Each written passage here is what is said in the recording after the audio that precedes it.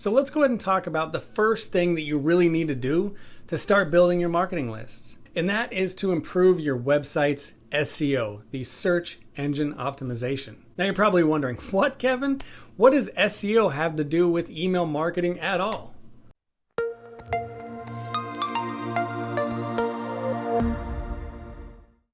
Well, if we're doing really well with SEO, we are bringing the right people to our website. We are bringing people who have questions about the products and services that we sell to our website, so that when they land on their website, they get really great answers from us. What are they going to want to do? They're going to want to get more answers from us. And rather than having to track us down on their own whenever they have a question, there's a good chance they're willing to sign up for our email newsletter and other subscriptions to get the content delivered directly to their inbox. And these are the ideal people you want in your email marketing list. People that you can help that want your help. And they're the people who wouldn't mind receiving email communications from you because they actually asked for it and they recognize the value and the content that you have on your website. Once you have someone on your website, how can you actually get them to convert in your email marketing lists? Well, you got to give them something of value in exchange for their email. You have to give them something that they are willing to say yes. In return for that thing I want, I will give you my email address. And they can come in many different forms. They can be subscription CTAs, like at the bottom of a blog article or in the sidebar saying sign up for our newsletter or sign up for our blog article notifications. We can capture emails through different content offers by having landing pages with forms meant to convert on that offer. And some of these offers can include things like tip sheets, ebooks, workbooks, videos, webinars, or even case studies. Really, as long as it is something they find value in, that they would be willing to give up their email address for, it is a great lead magnet opportunity to capture more email addresses. Now, if you have some of these elements on your website, but they're just not converting, you really want to take a look at them a little bit closer and see if they're doing a few different things. Do they feel exclusive? One of my favorite value propositions for signing up to a newsletter comes from Brian Dean. Now, if you look at his landing page for his newsletter subscription, it feels very exclusive because he says very specifically, get exclusive SEO tips I only share with my subscribers. So you can peruse his entire site, but you're not going to find these extra valuable tips unless you sign up for his newsletter. Another tip for building your email list is to highlight the value of signing up for a newsletter subscription and the frequency which you may receive these emails. So if you go to our own website and you look up subscribing to the latest, on the landing page it says, get the most honest, relevant, and actionable marketing insights hand curated and delivered to your inbox 3 times a week with the latest. Now you can also make it feel as if people are part of an exclusive group when they sign up for your email newsletter, or at least part of a larger community.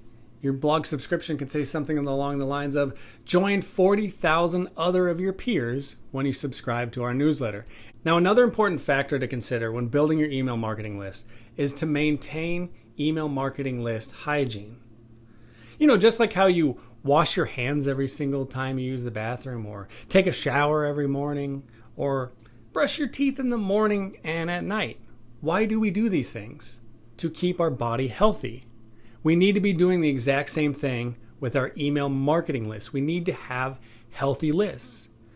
And that means we want to eliminate things like emails with high bounce rates, or that may have been obtained from questionable sources, or they're going to people that just never open them. Because just like your health can decline from poor hygiene, your email sending can decline as well. You can start to look like an unhealthy sender to these email service providers when you just continue to send emails to people that don't exist anymore or just never engage with your emails. And when you continue to send emails to people that have bounced, or to inboxes that no longer exist, or to people who have unsubscribed or mark you as spam, it starts to hurt your email sender score. And that's going to make it difficult for you to get into the inboxes of the people who actually want you there. Another reason email list hygiene is important is when it comes to A/B testing.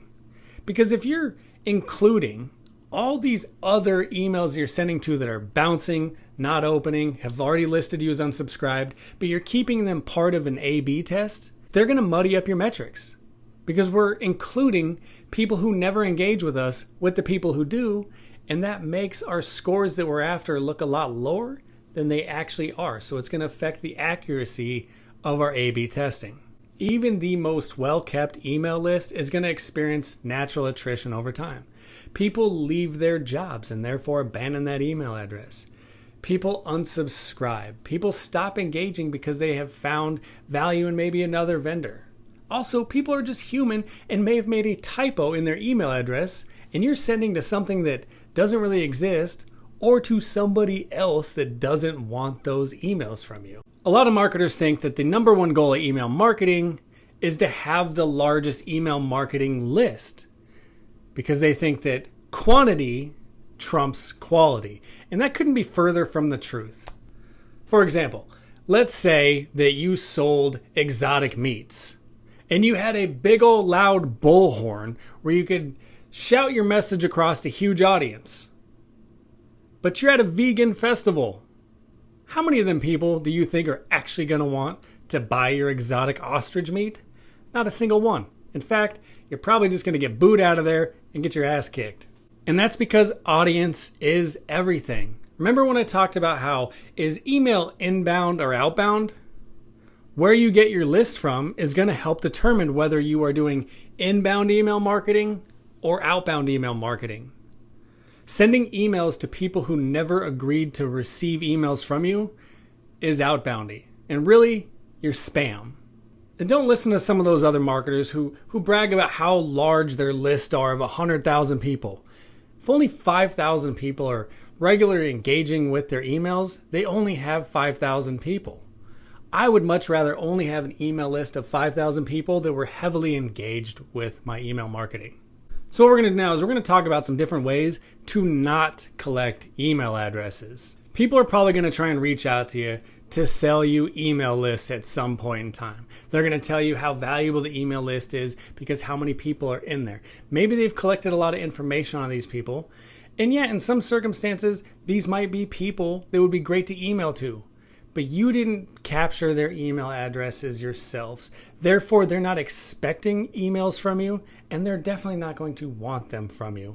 So let's make sure that when we are sending emails to people, they are people that gave us their email addresses. Now, aside from buying lists, another way that people get email addresses is by scraping emails. Scraping emails would be like going to a company's website, looking up all the people that work there, and then going to LinkedIn and typing these people's names in until they find some of the email addresses for these people to where they can then reach out to them. And then rather than doing a one-to-one email, they just upload those email addresses into the email list and start marketing to them. Again, it's to people who never consented to give you their email address in the first place. So why are these methods so bad? Well, for one, there's no trust there. I'm going to say it over and over again. They didn't give you their email address, so why are you emailing them? So you're already starting off on a rocky relationship with people if they've never engaged with you to begin with. Also, it's going to hurt your credibility. How are they going to trust you in the future for what you're saying is truthful and honest when the relationship began on the wrong foot of dishonesty? Let's make a promise right now that we are going to maintain healthy email lists and we're going to build them full of people who actually want to receive our emails.